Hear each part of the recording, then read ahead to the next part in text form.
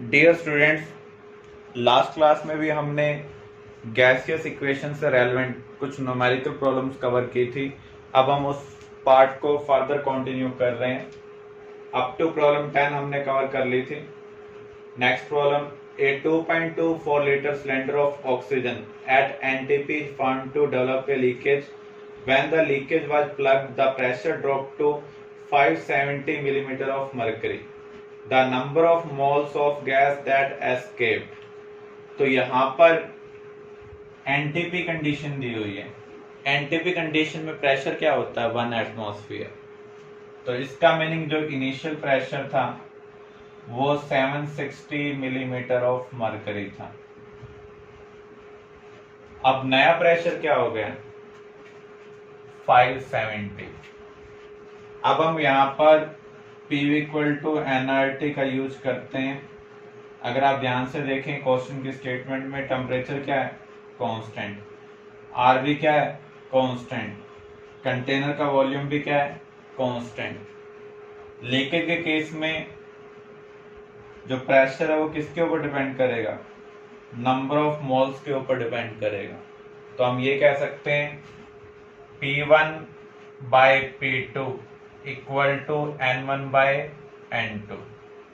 P1 आपको दिया हुआ है 760, P2 आपको दिया हुआ है 570। इनिशियली कितने मोल्स हैं? 2.24 लीटर में। एनटीपी कंडीशन में कितने मोल्स होंगे? 22.4 पर तो 1 मोल है, तो 2.24 पर कितने होने जाने चाहिए? 1/10 हो जाने चाहिए, मीन्स 0.1 मोल। तो आप N2 की वैल्यू कैलकुलेट कर लें, ये आपका आंसर होगा। देखो एसटीपी एनटीपी कंडीशन पर आपने पढ़ा था 22.4 लीटर के अंदर 1 मोल प्रेजेंट होते हैं, और यहाँ पर वॉल्यूम आपको दिया हुआ है 2.24 लीटर, इसलिए मैंने यहाँ पर वैल्यू क्या पुट की है? 0.1 मोल। क्योंकि जब आप वॉल्यूम 1/10 करते हैं तो मोल्स भी क्या हो जाएंगे? 1/10 हो जाएंगे।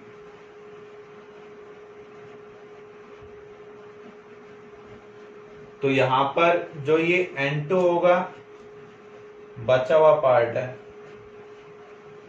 आपका आंसर क्या होगा? आपको तो एस्केप निकालने हैं। N1 माइनस N2 क्या होंगे? एस्केप्ड होंगे। देखो ये तो कंटेनर में बच गए। जो प्रेशर है वो नंबर ऑफ मोल्स के ऊपर डिपेंड कर रहा है, तो अगर प्रेशर कम हुआ है तो नंबर ऑफ मोल्स भी कम बचे। कितने निकल गए वो हमें निकालना है, तो N1 minus N2। Another problem,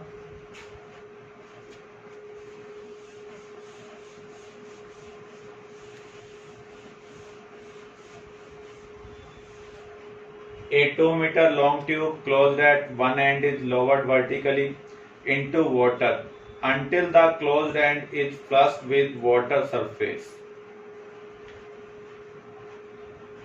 आपको डायग्राम दिया हुआ है। और नेक्स्ट स्लाइड, हमें H की वैल्यू कैलकुलेट करनी है।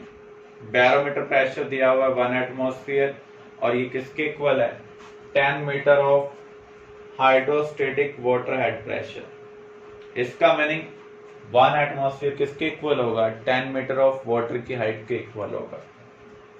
डेंसिटी आपको वाटर की दी हुई है, हमें वेपर प्रेशर को कंसिडर नहीं करना है। और टेम्परेचर आपको क्या दिया हुआ है? 25 डिग्री सेल्सियस। तो यहाँ पर आपको डायग्राम भी दिया हुआ है। देखो हमारे पास ये कंटेनर है, जो क्लोज एंड है वो तो ऊपर की ओर है और ओपन एंड नीचे की ओर है। हम क्या कर रहे हैं? इसको प्रेशराइज कर रहे हैं। तो जब हम इसको प्रेशराइज करेंगे तो वाटर भी इसको ऊपर की ओर प्रेशराइज करेगा। अब देखो यहां से तो जो प्रेशर लग रहा है वो कौन सा लग रहा है? एक तो एटमॉस्फेयर का, दूसरा वाटर लेवल आपने कितना नीचे भेजा है? वाटर लेवल आपने कितना नीचे भेज दिया है? H नीचे भेज दिया है, तो इतना प्रेशर यहां पर लग रहा है। पहले कितना प्रेशर लग रहा था इसके ऊपर, सिर्फ एटमॉस्फेरिक प्रेशर लग रहा था। हमें यहाँ पर जो एयर कॉलम है उसकी हाइट निकालनी है। तो आपको ध्यान रखना है कांस्टेंट टेम्परेचर के ऊपर P1 V1 किसके इक्वल होगा, P2 V2। अगर आप टेम्परेचर भी कंसिडर कर लेते हैं तो आप लिखेंगे P1 V1 upon T1 equal to P2 V2 upon T2। Temperature constant है तो T1 से T2 क्या हो जाएगा, कैंसिल। जो यहाँ पर एयर कॉलम है उसके अंदर जितने मोल्स पहले प्रेजेंट थे अभी भी उतने ही प्रेजेंट है। तो आप क्या देख रहे हैं, पहले जो प्रेशर था वो कितना था, 1 एटमॉस्फेयर। वॉल्यूम किसके ऊपर डिपेंड करेगा, area of cross section into height. Height पहले कितनी है, 2 मीटर है, तो ये वॉल्यूम है, area of cross section into height. अब देखो नया प्रेशर क्या होगा, 1 प्लस H, ये किसके टर्म में है, वाटर के टर्म में। मुझे इसको एटमॉस्फेयर में कन्वर्ट करना है तो मैं किससे डिवाइड करूंगा, 10 से डिवाइड करूंगा, क्योंकि आपको पता है जो 1 एटमॉस्फेयर है वो किसके इक्वल है, 10 मीटर ऑफ वाटर के इक्वल है। तो अगर मैं इसको 10 से डिवाइड कर देता हूं तो उस केस में हमें ये प्रेशर किसकी फॉर्म में मिल जाएगा, एटमॉस्फेयर की फॉर्म में मिल जाएगा, into area of cross section into height of air column, वो क्या है यहाँ पर H। ये हमें सॉल्व करना है और यहां से H की वैल्यू निकालनी है।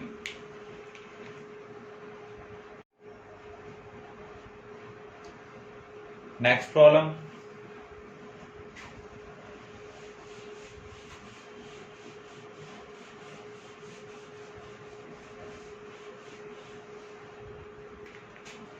दो कंटेनर आपस में कनेक्टेड है थ्रू ए वाल्व। एक कंटेनर का जो हमने टेम्परेचर है वो 300 केल्विन मेंटेन किया हुआ है, दूसरे का 400 केल्विन। यहाँ पर 2 मोल हाइड्रोजन गैस है और यहाँ पर 1 मोल। वॉल्यूम आपको दिया हुआ है 16.42 लीटर और यहाँ पर 8.21 लीटर। अब इस इंफॉर्मेशन का यूज करते हुए हमें करेक्ट स्टेटमेंट आइडेंटिफाई करनी है। इसने ये कहा है कि प्रेशर जो फर्स्ट कंटेनर में है वो 3 एटमॉस्फेयर है बिफोर ओपनिंग द वाल्व। अगर हम वाल्व ओपन कर लेते हैं तो प्रेशर 3.57 एटमॉस्फेयर है। ये कह रहा है कि वाल्व जब हम ओपन कर लेंगे तो नंबर ऑफ मोल्स दोनों कंटेनर में सेम हो जाएंगे।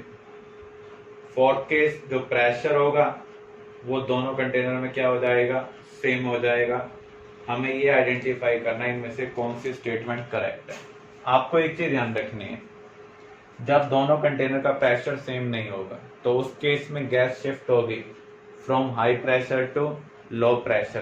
तब तक शिफ्ट होगी जब तक दोनों केस में प्रेशर सेम नहीं हो जाता, इस कंटेनर में भी और इस कंटेनर में भी। तो अगर हम इस लॉजिक का यूज करें तो डी स्टेटमेंट हमारी क्या है, करेक्ट है। अब हमें ए बी सी में से और कंफर्म करना है, ये मल्टी करेक्ट टाइप का क्वेश्चन है। तो आप पीवी इक्वल टू एनआरटी का यूज करें, कंटेनर 1 के अंदर प्रेशर कैलकुलेट करें तो पी क्या होगा, एनआरटी बाय वी। तो एन की वैल्यू आपको यहाँ पर 2 दी हुई है, आर क्या होता है 0.0821, टेम्परेचर दिया हुआ है 300 और आपको वॉल्यूम दिया हुआ है 16.42 लीटर। तो इसको हमें सॉल्व करना है। तो जब हम सॉल्व कर रहे हैं तो ये आपको 200 मिल रहा है। तो यहाँ पर आप देख रहे हैं कंटेनर 1 के अंदर जो प्रेशर आ रहा है वो कितना आ रहा है, 3 एटमॉस्फेयर आ रहा है। तो ये स्टेटमेंट भी करेक्ट है। ऐसे ही हम प्रेशर सेकंड कंटेनर में कैलकुलेट करते हैं। तो अगर आप सेकंड कंटेनर को देखें तो यहाँ प्रेशर क्या होगा, number of moles into R into temperature upon volume. Volume कितना दिया हुआ है 8.21। तो यहां पर जो प्रेशर है वो कितना आ रहा है 4 एटमॉस्फेयर। क्योंकि दोनों कंटेनर का प्रेशर सेम नहीं है तो यहां से गैस इधर शिफ्ट होगी।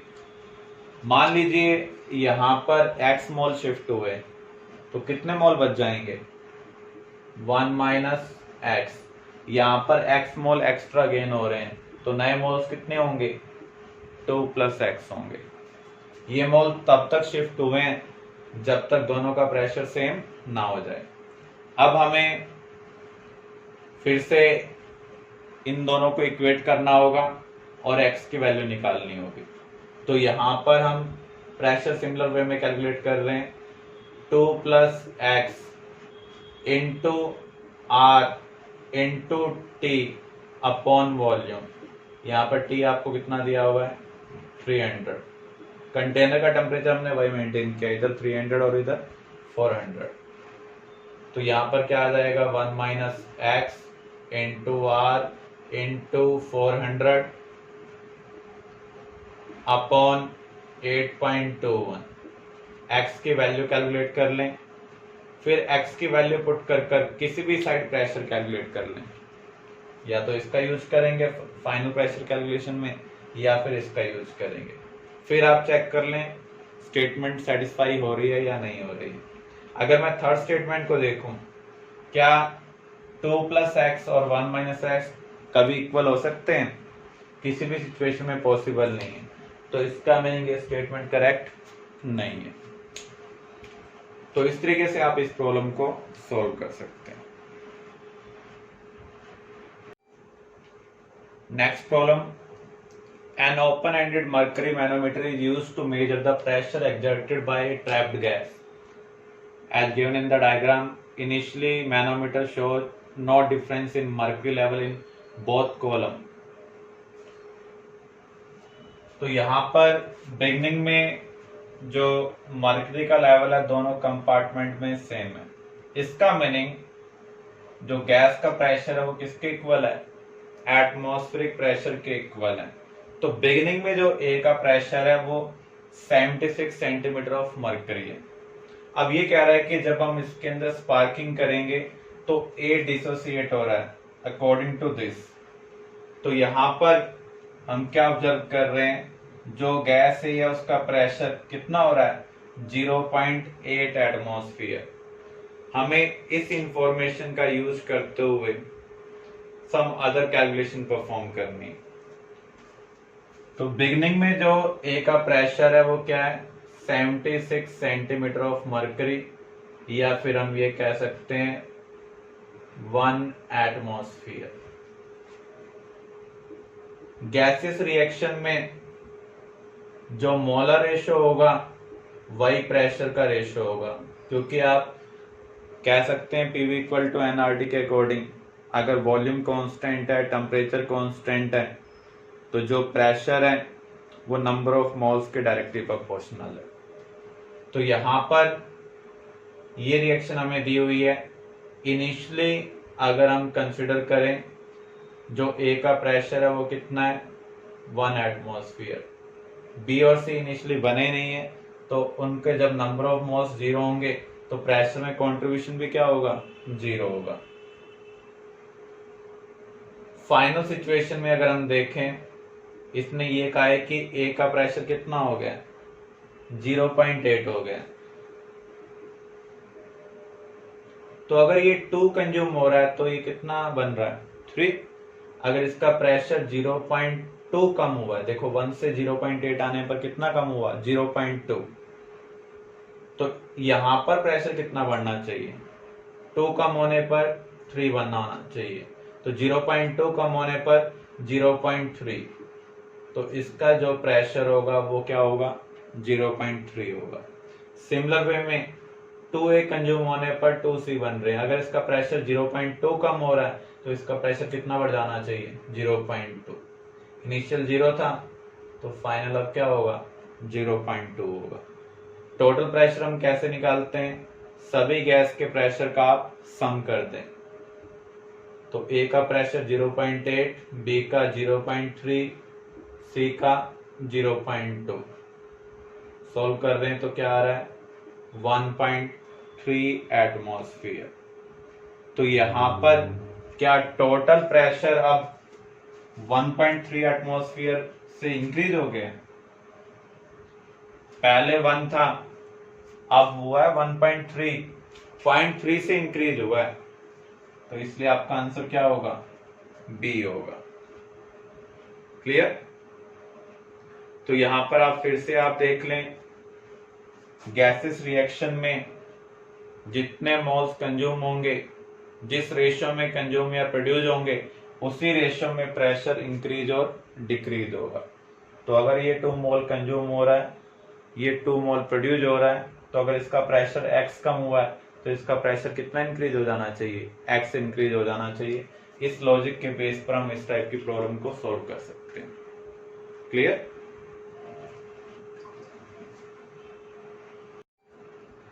Next problem, in the following arrangement the pressure of confined gas. देखो ये बैरोमीटर है। नॉर्मली बैरोमीटर में मर्क्यूरी लेवल के ऊपर वैक्यूम प्रेजेंट होता है, लेकिन यहां पर मर्क्यूरी के अलावा कुछ और लिक्विड भी प्रेजेंट है और यहां पर गैस भी प्रेजेंट है। इसका मीनिंग ये फॉल्टी बैरोमीटर है। तो फॉल्टी बैरोमीटर के केस में हम प्रेशर कैसे निकालेंगे? जो एटमॉस्फेरिक प्रेशर होगा वो इन सभी प्रेशर का क्या होगा? सम होगा। तो यहां पर जो एटमॉस्फेरिक प्रेशर है वो कितना है? 76 है। तो ये किसके इक्वल होगा? 15 सेंटीमीटर ऑफ मर्करी प्लस में 13.6 सेंटीमीटर ऑफ दिस लिक्विड, जिसकी डेंसिटी आपको क्या दी हुई है? 1 ग्राम पर क्यूबिक सेंटीमीटर, प्लस 6.8 ग्राम पर क्यूबिक सेंटीमीटर जिसकी डेंसिटी दी हुई है। उसकी हाइट कितनी दी हुई है? 30 सेंटीमीटर, प्लस 10 सेंटीमीटर जिसकी डेंसिटी क्या दी हुई है? 27.2 ग्राम पर क्यूबिक सेंटीमीटर। उसके बाद गैस प्रेजेंट है, तो हम ये कह सकते हैं यहां पर जो एटमॉस्फेयर का प्रेशर होगा इन सब प्रेशर का सम होगा। हमें गैस का प्रेशर निकालना है, तो इसके लिए हमें इन सब डेटा को मर्करी की फॉर्म में कन्वर्ट करना होगा। और आपको पता है मर्करी की डेंसिटी क्या होती है? 13.6। तो आप ρ1 G1 H1 equal to ρ2 G2 H2 का यूज कर अदर हाइट को मर्करी हाइट में कन्वर्ट करेंगे। जैसे आप इस केस के लिए देखें, ये मर्करी नहीं है, कोई और लिक्विड है। यहां आपको हाइट दी हुई है 13.6। जी दोनों के लिए सेम होगा, कैंसिल हो जाएगा। डेंसिटी इसकी कितनी दी हुई है? 1 ग्राम पर क्यूबिक सेंटीमीटर। इसकी डेंसिटी आपको पता है 13.6 है। तो हम हाइट निकाल लेंगे इन टर्म्स ऑफ मर्करी। तो यहां पर हम इसे सॉल्व कर रहे हैं, तो ये 1 सेंटीमीटर ऑफ मर्करी के इक्विवेलेंट आ रहा है। सिमिलर वे में अगर आप देखें, ये 6.8 है डेंसिटी की टर्म में और ये 13.6 है। अगर डेंसिटी डबल होती है तो हाइट क्या हो जाएगी?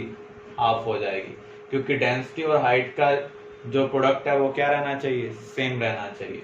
अगर डेंसिटी हम देखें मर्करी में, अगर हम जाते हैं तो 6.8 से 13.6 जाने पर हम डबल कर रहे हैं डेंसिटी को, तो हाइट क्या हो जानी चाहिए? हाफ हो जानी चाहिए। तो यहां पर ये किसके इक्वल होगा? 15 सेंटीमीटर ऑफ मर्करी के इक्वल होगा। यहां पर अगर हम देखें 27.2 डेंसिटी है, मरकरी पर जाएंगे तो हाफ हो रही है, तो इसका मीनिंग हाइट क्या हो जानी चाहिए, डबल हो जानी चाहिए। तो ये 20 सेंटीमीटर ऑफ मरकरी के इक्वल होगा। तो अब हमने सारी हाइट को मरकरी के टर्म में कन्वर्ट कर लिया है। अब आप गैस का प्रेशर निकाल सकते हैं। इसका हम सम कर रहे हैं तो आपको क्या मिल रहा है 36, 20 प्लस 15 प्लस 1 और ये भी है आपके पास 36 प्लस 15 क्या आ गया 51। हमें गैस का प्रेशर निकालना है तो गैस का प्रेशर क्या होगा 76 minus 51 means 25 centimetre of mercury. तो आपको रो H1 equal to row 2H2 का यूज कर अदर लिक्विड की हाइट को मरकरी हाइट में कन्वर्ट करना है। इसी लॉजिक के बेस पर हमें इस क्वेश्चन को सॉल्व करना है। Clear? Next problem, if 500 ml of a gas A at 1000 torr and 1000 ml of gas B at 800 torr are placed in 2 liter container, what will be the final pressure? तो यहां पर हमें pressure निकालना है, तो कैसे निकालेंगे? देखो, आप 500 ml गैस को जब 2 लीटर कंटेनर में शिफ्ट करेंगे तो वॉल्यूम कितने टाइम्स हो रहा है 4 टाइम्स हो रहा है। अगर वॉल्यूम 4 टाइम्स होगा एट सेम टेम्परेचर तो प्रेशर क्या हो जाएगा 1/4। तो इसका मीनिंग जो इसका प्रेशर 1000 टोर दिया हुआ है अब वो 1/4 हो जाएगा। 1/4 इसका क्या होगा 250 टोर। तो हमने यहाँ पर 500 ml गैस का वॉल्यूम बढ़ा दिया है। वॉल्यूम बढ़ाने में प्रेशर क्या होता है डिक्रीज होता है। तो वॉल्यूम यहाँ हमने 4 टाइम्स इंक्रीज किया है तो प्रेशर क्या हो रहा है 1/4। ऐसे ही बी के लिए आप देखें 1000 ml को आप 2000 ml में शिफ्ट कर रहे हैं मीन्स वॉल्यूम फर्दर इंक्रीज कर रहे हैं 2 टाइम्स कर रहे हैं। तो ये प्रेशर क्या हो जाना चाहिए हाफ हो जाना चाहिए। पहले 800 था तो अब क्या हो जाएगा 400। अब दोनों गैस के प्रेशर का आप सम कर दें 250 प्लस 400 तो आपका आंसर क्या होगा 650 होगा। तो जब भी आप गैस को एक कंटेनर से दूसरे कंटेनर में शिफ्ट करते हैं तो उस केस में वॉल्यूम अगर इंक्रीज होगा तो प्रेशर क्या होगा डिक्रीज होगा। अगर वॉल्यूम डिक्रीज होता है तो प्रेशर क्या होगा इंक्रीज होगा। अगर आप मल्टीपल गैसेज को प्लेस करते हैं एक साथ तो उन सबके प्रेशर का हमें क्या करना है सम करना है। क्लियर?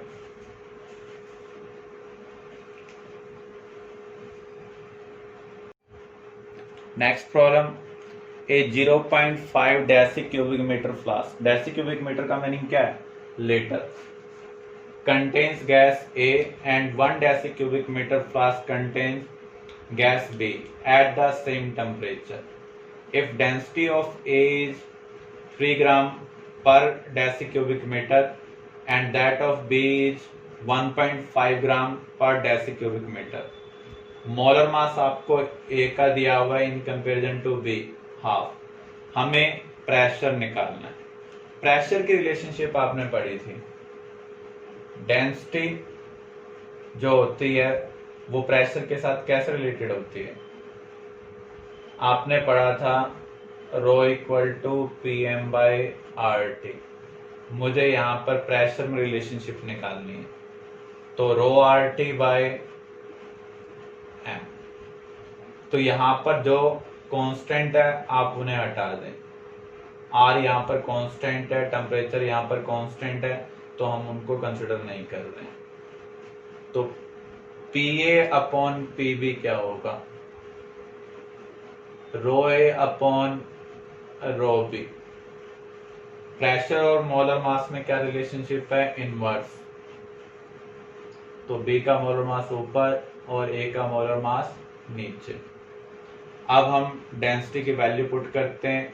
A की डेंसिटी आपको क्या दी हुई है 3 और B की 1.5। ए का जो मोलर मास है वो बी के कंपेरिजन में क्या है, हाफ है। इसका मीनिंग अगर हम बी का एक्स कह रहे हैं तो ये क्या होगा, x/2। सॉल्व कर रहे हैं तो ये आपको क्या मिल रहा है, 4/1। तो यहां पर जो प्रेशर का रेशियो है वो क्या है, 4/1 है। तो इसलिए सी ऑप्शन आपका आंसर होगा। अगेन ये क्वेश्चन फिर से फॉल्टी बैरोमीटर से रिलेटेड है। तो यहाँ पर हमें गैस का प्रेशर निकालना है। तो यहाँ पर जो गैस का प्रेशर होगा वो क्या होगा,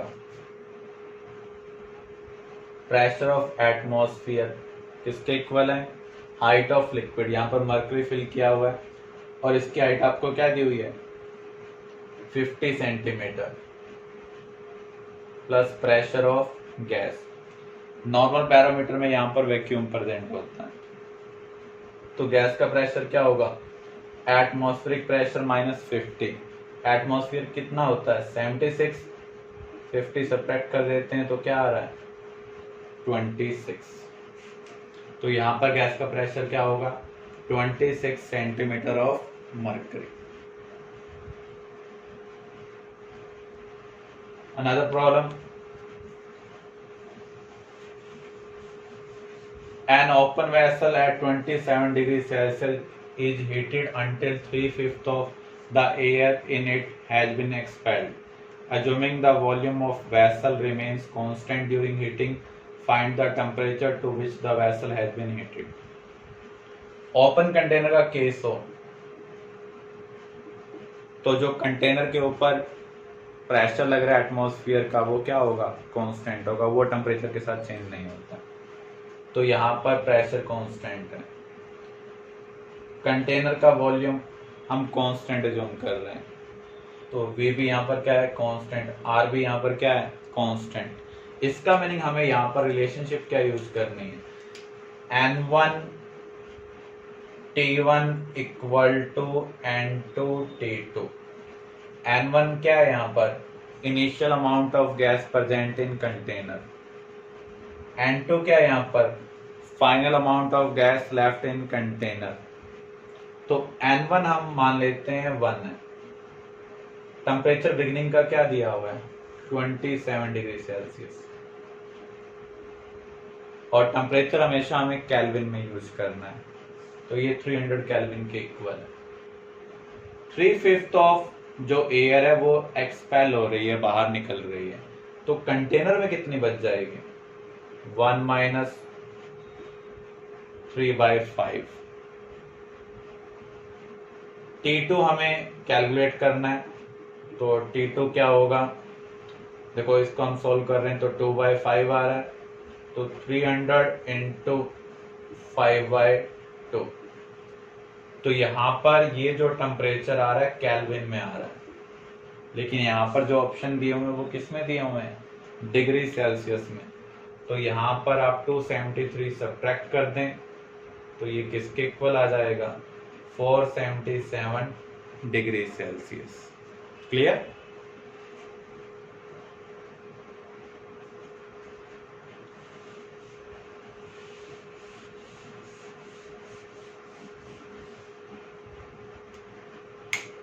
आपको मैंने बताया था जब भी कोई भी एयर कॉलम किसी ग्लास ट्यूब के अंदर हो तो उसके ऊपर हम लिक्विड या मरकरी का इम्पैक्ट और एटमॉस्फेयर का इम्पैक्ट हम कैसे कंसिडर करेंगे। जो मास का इम्पैक्ट होता है, लिक्विड का इम्पैक्ट होता है, वो हमेशा डाउनवर्ड होता है, और जो एटमॉस्फेयर का इम्पैक्ट होता है वो open end to close end होता है।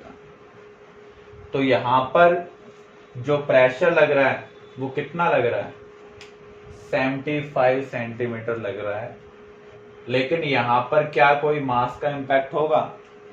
देखो यहाँ पर ये 0 डिग्री एंगल पर है और मैंने आपको कहा था कि आपको वर्टिकल कंपोनेंट को कंसिडर करना है। तो यहाँ पर sin 0 की वैल्यू क्या होगी, 0 होगी। इसका मीनिंग यहाँ पर जो मास का इम्पैक्ट है वो इस एयर कॉलम के ऊपर नहीं लग रहा है। तो अभी जो गैस का प्रेशर है वो कितना है, 75 सेंटीमीटर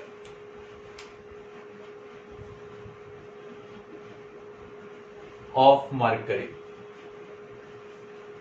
और इस सिचुएशन में जो एयर कॉलम लेंथ है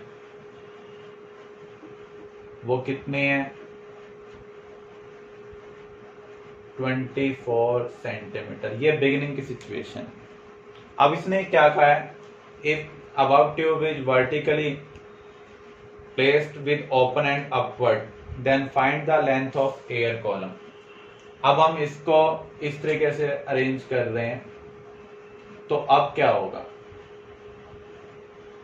अब हमें देखना है प्रेशर इंक्रीज हुआ है तो उस केस में जो लेंथ होगी एयर कॉलम की वो डिक्रीज होगी। अगर प्रेशर डिक्रीज होगा तो जो एयर कॉलम की लेंथ होगी वो क्या होगी, इंक्रीज होगी। ये भी आपको 10 सेंटीमीटर दिया हुआ है, ये मरकरी का दिया हुआ है, और दूसरा लिक्विड जो आपको दिया हुआ है 10 सेंटीमीटर, इसकी डेंसिटी क्या दी हुई है, 20.4 ग्राम पर मिलीलीटर और पर क्यूबिक सेंटीमीटर। तो यहां पर आप देखें मास तो वर्टिकली लग रहा है और एटमॉस्फेयर का इम्पैक्ट भी ओपन एंड से क्लोज एंड की तरफ आ रहा है। तो हमें टोटल प्रेशर निकालना है। टोटल प्रेशर क्या होगा, 75 प्लस 10, ये तो आ गया मरकरी की वजह से। अब जो अदर लिक्विड है उसकी हाइट को हमें मरकरी की हाइट में कन्वर्ट करना होगा। अभी हमने जो पहले प्रॉब्लम कवर की थी मैंने उसमें आपको बताया था, अगर डेंसिटी इंक्रीज होती है तो उस केस में जो हाइट है वो क्या होगी, डिक्रीज होगी। अगर डेंसिटी डिक्रीज हो रही है तो हाइट क्या होगी, इंक्रीज होगी। तो आप देख सकते हैं अगर हम इस डेंसिटी को मरकरी डेंसिटी में कन्वर्ट करें तो हाइट क्या आएगी, यहां से हाइट हम कैलकुलेट करेंगे। आप देख रहे हैं जो डेंसिटी है जब आप मरकरी में कन्वर्ट कर रहे हैं तो डिक्रीज हो रही है, तो हाइट क्या होनी चाहिए, इंक्रीज होनी चाहिए। तो यहां से आप एच कैलकुलेट कर लें, ये नया प्रेशर होगा, ये क्या होगा, न्यू प्रेशर। अब आपको यूज करना है प्रेशर इनटू वॉल्यूम, यानी P1 V1 equal to P2 V2। P1 आपके पास है 75, वॉल्यूम क्या होगा ये हम कैसे निकालेंगे, अगेन वही एरिया इनटू हाइट। हाइट कितनी दी हुई है, 24। जब ट्यूब सेम है तो एरिया क्या होगा, सेम होगा।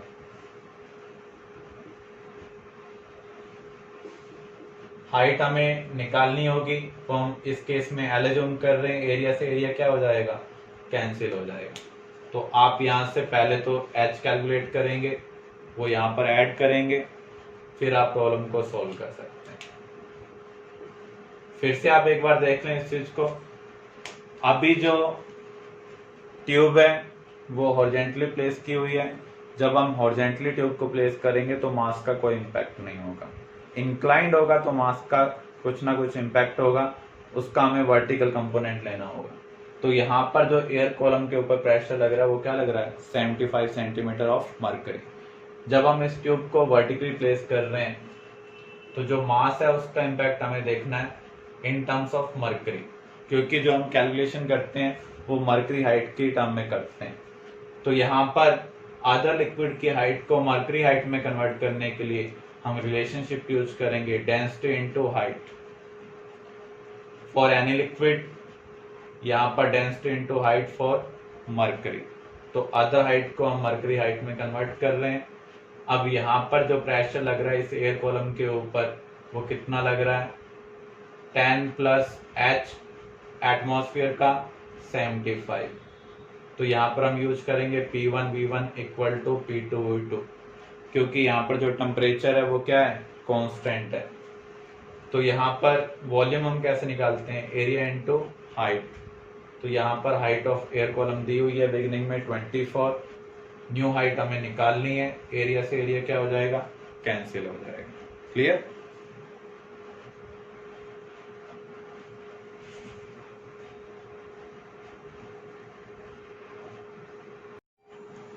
Another problem, the diameter of a bubble at the surface of lake is 4 mm and at the bottom of lake is 1 mm.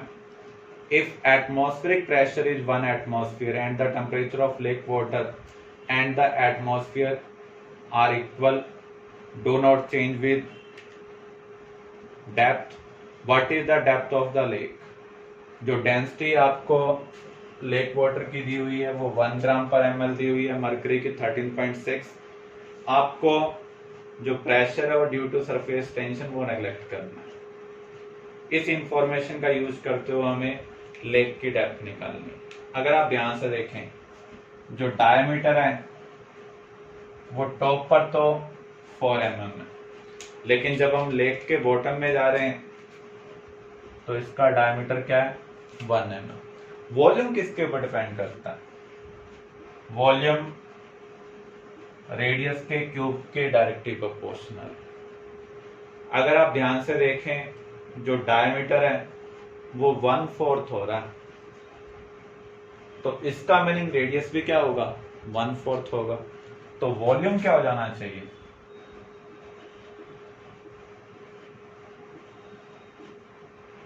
1/64 times. जब रेडियस 1/4 हो रहा है तो वॉल्यूम क्या हो जाएगा, 1/64 टाइम्स हो जाएगा। अगर वॉल्यूम 1/64 हो रहा है तो प्रेशर क्या होगा, 64 टाइम्स होगा। अब देखिए चेंज इन प्रेशर क्या हुआ। सरफेस पर तो जो प्रेशर लग रहा है वो तो है 1 एटमॉस्फेयर, लेकिन जो लेक के बॉटम पर प्रेशर लग रहा है वो क्या है, 64 टाइम्स है, 64 एटमॉस्फेयर है। तो चेंज इन प्रेशर क्या हुआ, 63 एटमॉस्फेयर। अब हमें इस प्रेशर का यूज करते हुए डेप्थ ऑफ लेक निकालनी है। अब आपको ये रिलेट करना होगा 1 एटमॉस्फेयर वाटर के टर्म में कितना होगा। अगर आप ध्यान से देखें, डेंसिटी यहां पर 13.6 टाइम्स है, तो वो जो हाइट होगी वो क्या होगी, 1/13.6 होगी। और आपको पता है 1 एटमॉस्फेयर किसके इक्वल होता है, 76 सेंटीमीटर, और इसकी जो डेंसिटी है वो कितनी है, 13.6। अब हमें इस हाइट को वाटर के टर्म में कन्वर्ट करना है। वाटर के टर्म में हाइट क्या होगी, h, और जो डेंसिटी है वो क्या है, 1। इसको आप सॉल्व कर लें, नियर बाय ये 10 मीटर ऑफ वाटर आएगी। अब देखो 63 एटमॉस्फेयर को वाटर हाइट में कन्वर्ट करना है तो इससे हमें मल्टीप्लाई करना पड़ेगा। इसका मीनिंग जो लेक की डेप्थ है वो नियर बाय कितनी है, 630 मीटर है। फिर से आप देख लें, जो डायमीटर है वो क्या हो रहा है, 1/4 हो रहा है। इसका मीनिंग जो रेडियस भी होगा वो भी क्या होगा, 1/4 होगा। और बबल के लिए जो वॉल्यूम है स्फेरिकल है, तो जो रेडियस है उसके क्यूब के ऊपर डिपेंड कर रहा है। जब हमने रेडियस 1/4 कर दिया तो वॉल्यूम क्या हो जाएगा, 1/64 हो जाएगा। वॉल्यूम और प्रेशर में इनवर्स रिलेशनशिप है, तो लेक के बॉटम में प्रेशर क्या होगा, 64 टाइम्स होगा, 64 एटमॉस्फेयर होगा, क्योंकि सरफेस पर 1 एटमॉस्फेयर। तो यहाँ पर चेंज इन प्रेशर हम कितना ऑब्जर्व कर रहे हैं, 63 एटमॉस्फेयर। जो 1 एटमॉस्फेयर होता है वो nearby 10 metre of water के इक्वल होता है। तो अगर हमने प्रेशर चेंज 63 एटमॉस्फेयर का ऑब्जर्व किया है तो डेप्थ कितनी होगी, 630 मीटर की होगी। क्लियर?